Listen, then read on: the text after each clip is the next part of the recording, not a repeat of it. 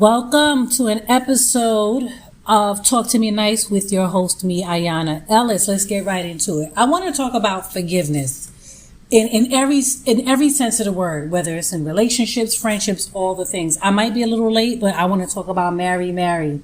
I want to talk about the good sis Tina. I don't know if you remember Mary and her husband Glenn cheated on her and she forgave him. She was pissed off, and I was like, yeah, this is the type of mad that we need to get when these men violate instead of all this play, performative stuff, especially people in the church. Like, it's like, come on, forgiveness is overrated sometimes. I feel like sometimes when you forgive, it gives people the opportunity to play in your face.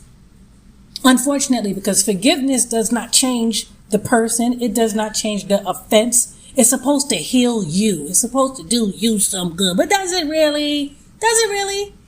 And I don't want to hold on to somebody who I cannot trust. You see, I have been trying since the very beginning. The situation gets a little worse, and then I try to forgive, and it gets a little worse, and I try to forgive. You gonna keep adding people? You gonna keep adding people? You gonna keep adding people? I thought we had a good life just like everybody else watching. I thought we was the ideal relationship just like everybody else. All right. She was pissed off in that episode, rightfully so, because he kept adding people and he kept adding people. And I want to know at what point, we'll talk about marriage. We're going to start with marriage because she's married, right? And they say, you forgive sickness and health till death do us part. But to the death of what? My self-esteem, my ego, my pride. Hell, my punani, because if you out there cheating, we don't know if you are being safe, if you're protecting yourself or you're doing all the things. You might come home with a bag for me that I don't want. You understand what I'm saying? So it's like, how many times can I forgive you for putting my body and my health in danger? How many times can you forgive a man for disrespecting you? Because listen, when you go out there and you cheat, brothers, and I'm talking about the brothers because a woman got cheated on. But you know what? This is for everybody. Infidelity is for everybody. So this is what it's going to be. When you go out there and you cheat on your spouse, right? People like to say marriage is a piece of paper. It don't mean nothing. Okay. And then when that man you've been laid up with for 40 days and 40 nights die and all he leave you is alone, and his wife is in the front row reaping the benefits of his insurance policy and whatever assets he leave behind, if he has anything of value left behind, where you going to be at? Where are you going to be at? You are going to be left holding a piece of paper, a napkin, dabbing your eyes. Okay? Marriage is a vow before God. And I don't know if you believe in God or not, but you stand before God and your family and your friends and the people that support this union, your spouse, and you look them in their eyes and you look them in their heart and you say, I am yours, you are mine. We are going to protect each other. We're going to ride for each other. We're going to support each other. I don't see nobody but you. Ladies, I don't care if Method Man walk by you. You don't see him. Fellas, I don't care if whatever woman y'all be crushing on walk by, Janet Jackson or whoever, right? You don't see her. Nothing matters but the woman and the man before you. Amen, amen. Anyway, so your spouse says, and I don't want to leave the unmarried people out, so let me just kind of throw that in here too. But you forget the vow that you made to God, your heart, whatever, and you go out there and you cheat. And you cheated once. Hey, maybe you cheated for a reason. Maybe there was no reason. Your spouse forgives you. But now they got to heal from the infidelity because they don't trust you anymore. What they saw originally was somebody that I could give my heart and my soul to. They're going to protect me. I don't got to worry about none of this pissy energy that's out here in these streets. I don't have to worry about the ghetto. Okay? I don't got to worry about none of that because my man, my wife, my girl, my lady, my guy, all they see is me and they all for me, and then boom, the rug gets pulled from under you. Oh my God.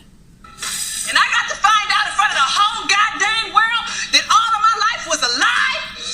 And you want me to quote scriptures right now? I don't want you to want quote me to scriptures. say what I don't, you want me to say something that's all positive? I feel negative right now. I know that. I just want you to understand that. I know that. I never kissed another man. I never went out with another man. I never entertained the wrong conversation. I never cheated in my head. I never did anything. Now, there's all kinds of cheating, as you heard her say. All because you ain't lay it low and spread it wide don't mean you ain't out there cheating. You feel me? However, the person that you trusted with everything, they betrayed you. Now you got to rebuild. That takes time. But then you got the nerve to turn around and do it again and again and again and again and again and again and again. You got to go. You got to go. Don't follow me home, nigga. You got to go. Because at the end of the day, fool me once. Fool me once. You might not get a second time. You might not get a second time. And so now it's out in the news. It's out all over social media. Her husband, after 25 years, this raggedy Negro decided he wants to. I wish to God she would have filed for divorce then. I was 190% committed to that man. And this is what you did? Every time I was gone, you stole my life away from me. I'm angry. Why you gotta do me like this? I was good to you, man. I was good to you. I was good to you. I don't want him. I don't want him. I don't want him. I don't want him. He don't deserve me. I don't want him. I had hope when all of this started. When I let the whole world know about it. I thought we was healing because he... I wish she would have kept that energy. I wish she would have kept that energy, and I wish she would have left him, because her staying is what brought on even more disrespect. I'm sorry. I feel like forgiveness can be overrated. I feel like, and it took me some time to come to this feeling. I never used to feel that way. But I feel like now that forgiveness can be sometimes performative. Oh, forgiveness is for you, not them. No, forgiveness is for them. Forgiveness is for them, because when you tell someone that violated you, you forgive them, I feel like you let them off the hook. Whew. That's like you commit a crime and the judge gave you a slap on the wrist. Whew. You gotta go find another way to commit that crime without, this time you're gonna try not to get caught. Damn, the judge forgave me, he's setting me free. Boom, I gotta be smarter next time. I gotta move quicker than that next time. I feel like that's what forgiveness does to the perp.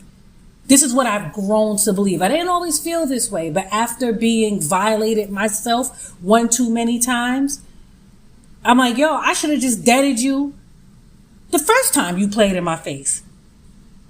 You know what I mean? And I think a lot of us, we want closure, and we want all of these things. And it's like, you don't really want closure. You want validation. You want to feel validated. You want the person that violated you to sit in your face and explain to you why they violated you so that you could feel better. How is that making you feel better? You don't need that type of closure. Their disrespect is the closure. You closing the door on that situation is the closure. You know what I'm saying? Now listen, you grown and you're going to do what works best for your nervous system. But I stand on business when I tell you that I don't suffer fools.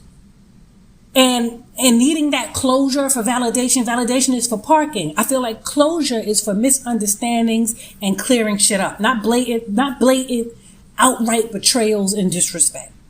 And it doesn't matter who it is. Friend, family, coworker, acquaintance, dog, cat. Fuck is for everybody. And you can't let people play in your face and give them the opportunity to come back and shoot you again. The first time they graze you, the second time they not gonna miss, baby. I promise you. Now, Tina out here, I feel, I'm not gonna gloat in that woman's distress. I can't even imagine the pain that she's feeling from this man violating her, humiliating her. And all the times and all the years he cheated, 9 times out of 10, it was some bitch that was up in her face, a hairstylist, a babysitter, somebody. His crunchy ass was out there playing games in this lady's face. There is a saying called persona non grata. I hope I'm pronouncing it right. I'm from Brooklyn, so I'm giving it persona non grata. I don't know if it's persona non grate. I don't know, but you know what the hell I'm saying. It means an unacceptable person. Used to describe someone who is officially unwelcome, banned, particularly in a diplomatic context.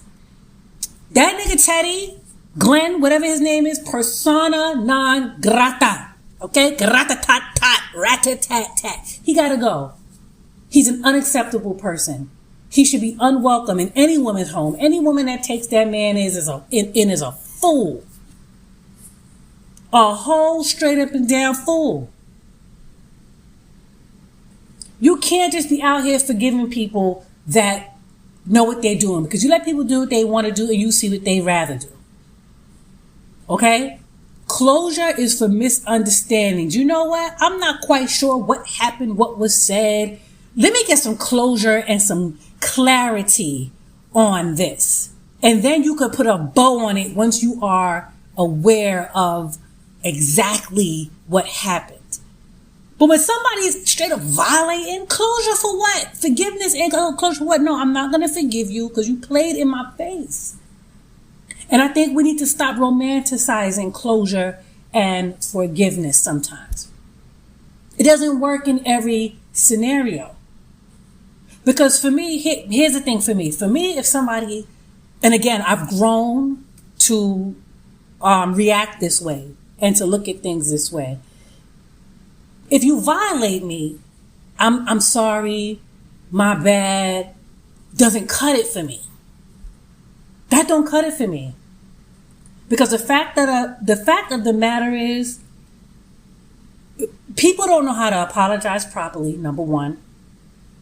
And for me, an apology is layered.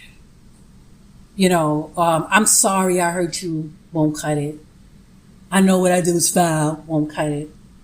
Bringing me into the mix, partially blaming me for your disrespect. For example, well, if you didn't do this or that, I wouldn't have, won't cut it. Because I need to know things. I need to know when you woke up on that day, how are you feeling? What did you eat for breakfast? Did it hurt your stomach to make you go out there and act an ass like that? Like, what was on your mind? At the very moment you did what you did, what mood were you in? Where was I? What time was it? Why was I your target? You know what I'm saying? Like, how did you feel after you did what you did? Where did you go? What did you do? Did you go take a fucking nap? Did you go take a shit? Did you go hang out? Like, what were your thoughts surrounding? I need the play by play. Like, do you love your mama? How many friends have you betrayed? You know, because it ain't just for romantic relationships. It's for so-called friends. I gotta go down a rabbit hole to find out why you did what you did. Like, I'm way too complicated for a generic I'm sorry. And I feel like a lot of people do fucked up shit when they know you're going to give them another chance, when they know you're going to forgive. That's it. That's it. So what are you going to do? Like Tina said, you going to keep adding more people? You going to keep adding more people? Like, what you going to do? It sucks when someone that you love betrays you. But what does that love mean? If they're going to violate you and do it again. Like, the love is obviously one-sided, or they wouldn't have betrayed you in the first place. There's a lack of respect somewhere. And I'm not saying it's because of you, but it's because of something. Yeah, they clearly don't respect relationships and loyalty and friendships. But what is it about you that made that person say, I'm about to play in their face? Right? And the first time, shame on them. That's where that saying comes from. Shame on you for treating a good person like that. But you gave them the opportunity to double back and do it again. Shame on you. Shame on you. There's so many different layers when it comes to hurt, forgiveness, closure. You know, it could be your friends, it could be family, it could be romantic partners. And no matter who it is, some people will never acknowledge your pain, because acknowledging your pain means they have to change or admit they want some sucker shit. And a lot of folks aren't interested in changing. They're interested in getting over. They're interested in you accepting the bullshit. They're interested in making excuses for their behavior. You don't need closure. You don't need a speech. You know, you don't need somebody fake crying, pretending they're more hurt than you about the bullshit they did. They did it because they wanted to. That's it. Ain't no science to it, baby. You ain't got to read a book about it. You ain't got to pray about it. You ain't got to wonder. You ain't got to look any further. Okay? You don't got to do none of that. And then you got this, right? So that's like the romantic aspect of it. But then you got friendship closure, right? Like, what about the friendship closures when there's no big blow-ups or, you know, nothing? Like, y'all just start ghosting each other. It just starts to die down and things change. You start to feel the energy shift, you know. Or a friend will start acting funny out of nowhere and they might violate. Either way you put it, that friendship closure stuff, it's like, it's so layered. It's just a lot, because you really do have a big decision to make sometimes, because you have history and loyalty and jokes and, you know, just have all these memories. And sometimes maybe there's things that they know about you that you feel like you don't want it to get out once you guys stop being friends. Well, let me let you on a little secret. If that is a reason for you staying in a friendship, that's not a friendship. You keeping somebody close because you feel like once y'all stop speaking, they're going to spill your business. That ain't your friend then. So you might as well, and you better believe they spilling your business right now. If you feel that way in your heart and that's why you're their friend, you better believe your business is already spilled. Might as well go on about your business. You might as well go on about your business, because it ain't happening, right? There's a million reasons why friendships fall apart. Sometimes people just grow apart. It's no big deal. But we're talking about the closure of it, right? We're not getting into the why. That's a whole nother episode.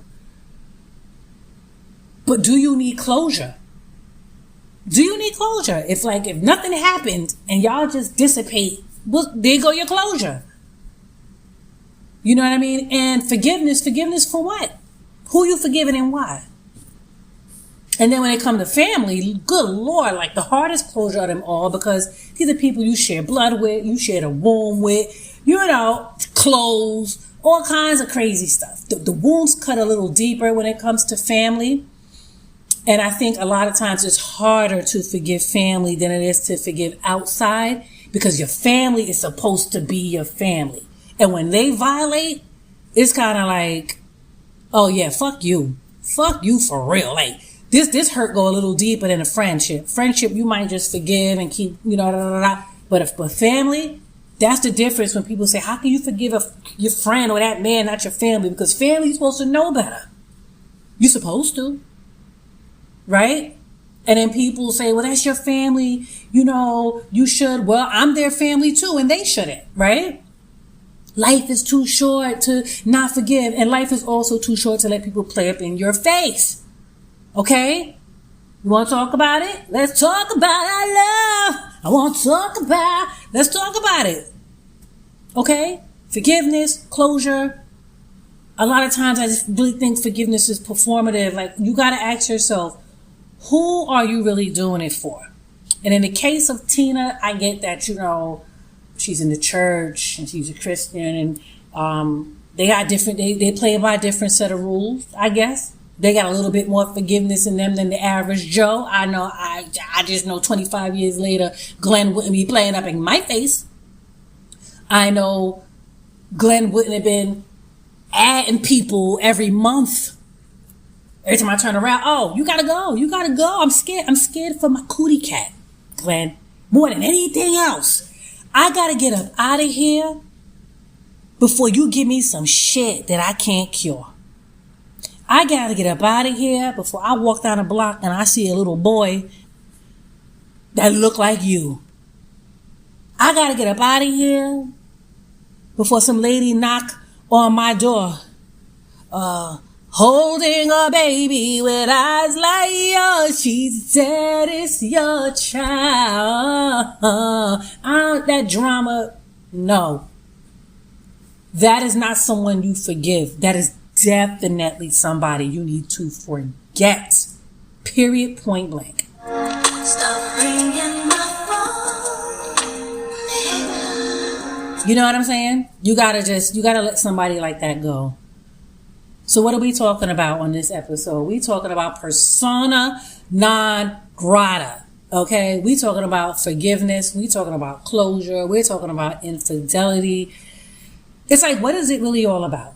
At what point do you forgive? At what point do you give second chances? And at what point do you say enough is enough? I gotta put myself first, Lucius. At what point do you say, I gotta walk away from this? This person is using me. This person is mistreating me. This person doesn't value what we have. This person doesn't see me how I need to be seen. This person cannot love me the way that I want to be loved. Right? And I feel like all of us see little red signs in the beginning. Iyanla Vanzant said it best. Vanzant. I'm paraphrasing on one of her episodes. She said something along the lines of, a person shows you what they have to offer. They show you how they love. And you get to choose if it's good enough for you. You don't get to come in a person's life and force them to love you the way that you want to be loved. They really, a lot of times, show up with all they have to offer. And it's not to say that people don't grow. It's not to say that people can't change. It's not to say that you can't learn your partner and, y'all grow together and they change up things a bit and all of that. But when you come to the door and this is all you got, the person on the receiving end has the option at that moment to say, you know what? He or she doesn't have enough for me. I'm going to choose to walk away from this. I'm not going to go in too deep. I'm not going to go into the deep waters. I'm going to stay right here and put my pinky toe in the water and in the sand because this person don't really have what I have. They have potential. Well, are you in the business of potential? That's on you. I have a lot to say about potential. And for me, it really depends on what area of your life are you pretending in. You know what I'm saying? And what area of your life are you lacking to where I'm saying, you know what?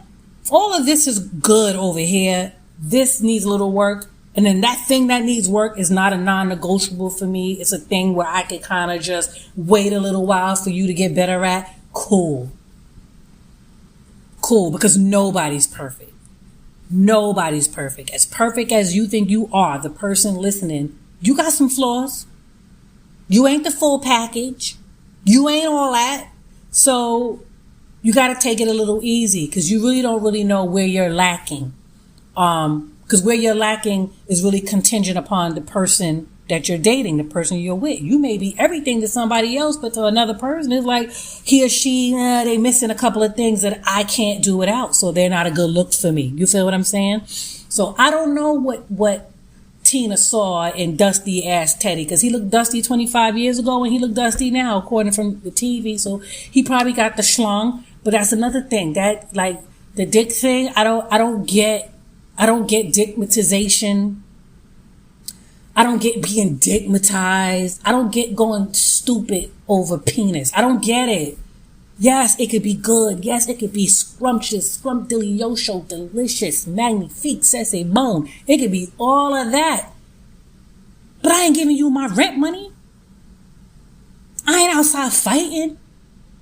I ain't outside losing my mind. I'm not gonna let you walk all over me. It's going to be good in the moment when it's good. And in the bedroom, you might have me play myself. In the bedroom, you might have me acting stupid. In the bedroom, you might have me howling at the moon. But once it's over, it's over. I'm back to my regularly scheduled program. And I get at you when I'm at you. That's that. If we are in a relationship, it is what it is. Out the bedroom and anything that happened outside of that, for me, I can separate the two as two different things. Or because you just dick me down on me and I'm going to see you walking down the street with a bitch and not saying nothing because I'm so crazy in love. I'm going to go upside both of y'all heads. You feel me? And then I'm not coming back because you're not fitting to embarrass me either. That's another thing. Like, don't embarrass me or humiliate me. Not at this big age. We at the big age. I think when we younger, we tolerate a lot of shit. Lord knows I have. Oh my God. It's the reason why I write books. But at the big age, when you live and you learn and what you trying to do? Even if you're with the same man that played in your face all these years, it comes a point in your life, ladies, where you gotta woman up. You gotta put your big girl panties on and say, hey, I know what I used to accept from you, but we ain't doing that shit no more. Just leave me alone, nigga. You feel me? Like, anyway, let's get back to Tina. He had me thinking that we was healing. You can't keep telling me stuff little bit. You wait 3 months, then you tell me something else. Then you wait 2 weeks, and you tell me something else. You torturing me, man. You torturing me. Why you putting me through all of this? Break my heart once. You gonna break my heart every month? Come on, man. You taking all the strength that I got inside of me. Just give it all to me. Knock me all out at once. I got a knockout punch every week. That's too much for anybody, Erica. It's too much, Erica. I know. It's too much. I know. It's too much. I know. Well, we know what to do. We know this. But see, then her sister, Erica had me pissed off in this episode for real. She had me pissed off for real. I don't know what she was doing. I don't know this lady from a hole in the wall. I don't know if this is really her personality. But that's not how you comfort your sister, your bestie, your cousin, any woman you love and you care about, and especially as a married woman. So you know what that pain feel like. And especially as a married woman who has been cheated on, because she said she's been cheated on too. You just post it up like she telling you the nail tech put on the wrong fucking color on her big toe. She just posted up all nonchalant. That right there would have sent me over, because it's like, pull her in and give her a hug. Console her. Goddamn, y'all on national TV. Pull that woman to your chest. Let her sob like Tina was fighting. She was so angry. She was so mad, and my heart was breaking for her in this episode. And you just posted up against the wall like you waiting for the motherfucking bus. I didn't like that. I didn't like that at all. But that's another story for another day. That's another story for another day when we talk about women that I don't know. I don't know this lady. I don't know them as sisters. I don't know their relationship. But when you have another woman in your life, a friend or whoever, and you're in pain and you're going through something, how they treat you, how they surround you, what they do for you, what they bring to the table, it says a lot about how they feel about you and how they feel about the friendship, the relationship at all. You know what I mean? It says a lot. I feel like I've been yelling. Like this episode had me a little hype. I'm sorry. So if I'm yelling, this is what it's going to be, right? I feel sorry for her, and I just feel like when it comes to forgiveness, so my message, let me get back to my message, is about forgiveness and closure, and how I feel that sometimes forgiveness can be performative, and how I feel that sometimes forgiveness is not always for you. It benefits them, because somebody could do something real dog to you. You don't just tell yourself, you know what, I'm going to forgive them and move on. No. Some hurts, some violations can take decades for you to really let go of. But on a smaller scale, let's say it takes some years, months, whatever. It just really depends on the nature of the crime, who did it, so many surrounding factors, right? You telling yourself and convincing yourself prematurely, I forgive them. Who you doing this for? For the people around you that's telling you, let it go, you deserve better, Them motherfuckers, right? So you say, I forgive. Performative. You feel me? Sometimes forgiveness don't come easy. Sometimes forgiveness don't come at all. And you got to stand in that. You got to be real about that. Now, fuck that. I'm not forgiving you. I don't forgive them. No. And if it comes easy and you say, you know, I forgive them because you truly feel like they not know what they did, that's on you. Do not forgive prematurely. Do not be forced into forgiveness. And for the love of God, do not wait around for closure. Because to me, closure is not a conversation. It's a decision that you hold. It's a power that you hold. And closing the door yourself is, for me, it's saying, I don't need your validation to move on with my life. You understand what I'm saying? That's what I feel about closure. Like for me, it took a whole lot of disrespect and disappointments, just one too many, and a whole lot of emotional maturity before I concluded that I didn't need verbal closure to move on. Because to me, like I said, it says I need validation and acknowledgement from the very person or people that hurt me, betrayed me, mishandled me in order for me to live my life fully. I got to wait for y'all to come back and tell me. I got to wait for he, she, whoever is to tell me why they did what they did and give me a bullshit apology for me to live my life fully. Shitting me. Because that's what closure is. Waiting for somebody to validate you by telling you why they did what they did. Oh, now I can move on now because they told me why they violated me. Goddamn, I didn't need that. I didn't know I needed that explanation in my life. God is so good, ain't he? I wish you well. Right now, I'm just being. You feel me? Anyway, child, so we are here on Talk to Me Nice. I hope I was talking to you nice. I mean, this is definitely a topic that really bumbles my clock sometimes because I feel like there's so many good people in the world that get done wrong. And you have a lot of kind-hearted people in the world that get run all over. And not because they're soft, not because they're suckers, but because their hearts are really pure. And they really just, they spend more time trying to understand why a person did what they did than they do spending time being mad. Right? And those people are angels in this world. Instead of lashing out at the person, and you empathize. You're like, hurt people. And I know that they violated me in the worst way, but there had to be a reason, and I'm not going to take it personal.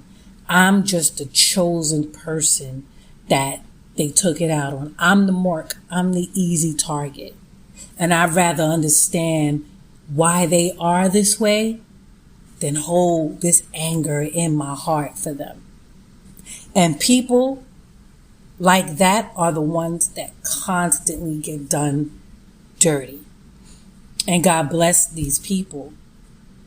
But you gotta toughen up in a sense, because you don't deserve to get shitted on just because you're an empath. You don't deserve to be hurt. You don't deserve to be violated. You don't deserve to be mistreated just because someone else can't control their emotions, just because somebody else is hurting from maybe something someone did to something that was done to them. It's a cycle, you know what I'm saying? And you shouldn't be anybody's punching bag. You shouldn't be the person that, you know, anybody comes and violates, and then you just sitting there trying to understand. Understand in a jail cell because they done press charges on you because you done went crazy on them for playing in your... I'm just joking. Because violence is not the answer sometimes, but it's not the answer. It's not the answer. If you have a teddy in your life, ladies, please get rid of him. He don't mean you no good, baby. You ever seen the movie Sparkle? And what the mother told sister about Satin? She said, sister, he just gonna drag you to the gutter. That's all he gonna do. Mentally, emotionally, physically, spiritually. Men like that drag you down. Leave you with nothing. Leave you depleted. Leave you a shell of yourself, a shell of the woman you used to be. They knock the light out your eyes. They take everything from your soul. And when you have nothing left to give them, they move on. 25 years later, they want a divorce when they think you're old and washed up because they're narcissists. And so, yeah, she old and washed up now. I don't got to worry about seeing her with another man because I done took her through there. But I'm going to go out there and keep fucking these bitches. But what men like that don't understand is once they leave you, oh, the life comes back into your body because it's them that's draining you. So Tina and the Tinas of the world, y'all gonna glow up again. Your edges gonna grow back. The eyes, the light is gonna come back into your eyes. You're gonna lose that weight or gaining depending on what stress does to you. Your skin gonna clear up. You're gonna smile again. You're gonna laugh again. You're gonna breathe again. You're gonna be all right. He's the problem. He's the problem, all right? Pick and choose who you forgive and don't ever wait on closure to live. This is Talk to Me Nice. Speak to you next Wednesday.